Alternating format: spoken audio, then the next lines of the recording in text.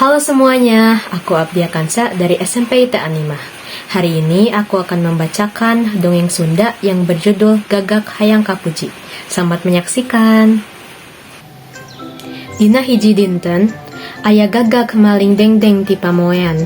Geleber hiber bari ngahem-hem dengdeng teakana tangkal dadap sisi lembur.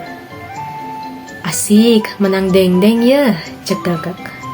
Kabenaran harita katangenan ku anjing nuker lelempangan.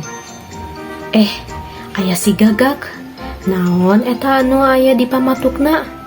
Walah eta mah dengdeng. Urang jadi kabita euy. Kumahanya sangkan urang bisa ngarebut dengdengna. Kusabab kitu ku anjing disamperkeun.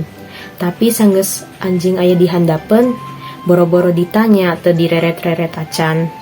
Anjing mikir piakaleun supaya dendeng teh kapimilih ku manehna.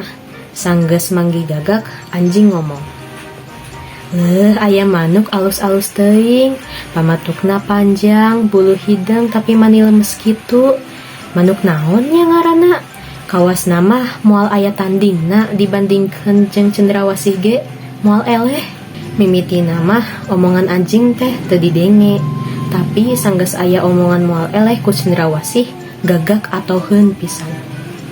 Wah, moal eleh jeung cendrawasih cenah. Cek gagak bari beungeutna anu marah mai.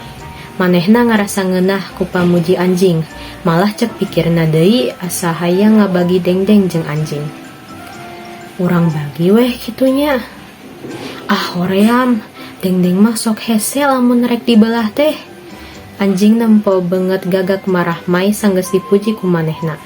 Cek pikirna pasti usahana hasil. Cek pikirna deui naon hesena muji-muji keur ngahontal ka hayangna. Kusabab itu pok deui. Lamun daekeun mah hayang nyobat jeung manuk nu sakitu lucuna. Pan rumasa sorangan mah satohina. Saumur-umur kudu ngadunungan, sare digolodok. Rajen manggih hakanan oge pasesaan. Tapi najan teu bisa nyobat oge jeung manuk lucu.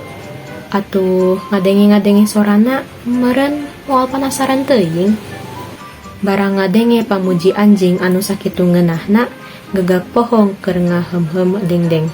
Ngan ngong we disada. Gak. Luk we dengdeng teh murag. Anjing gancang nyantok dengdeng nu murag teh tuluy dihakan dinu bala. Gagak anu hanjal kaleun mah teu ditolih. Sababaraha jongjonan gagak teh cindekul we di nadahan bari ngarasakeun tengenahna ku kalakuan anjing. Manehna karek ngarti yen anjing muji bebeakan teh hayang dengdeng nu keur dihem-hem ku manehna. Lamun urang teu kabibita dipuji mah moal labuh eta dengdeng teh. Didinya mah geleber hiber gagak teh. Kana tangkal kai rek neangan hilet keur ganti dengdeng nu disantok ku anjing. Jadi weh urang ngadahar hilet deui.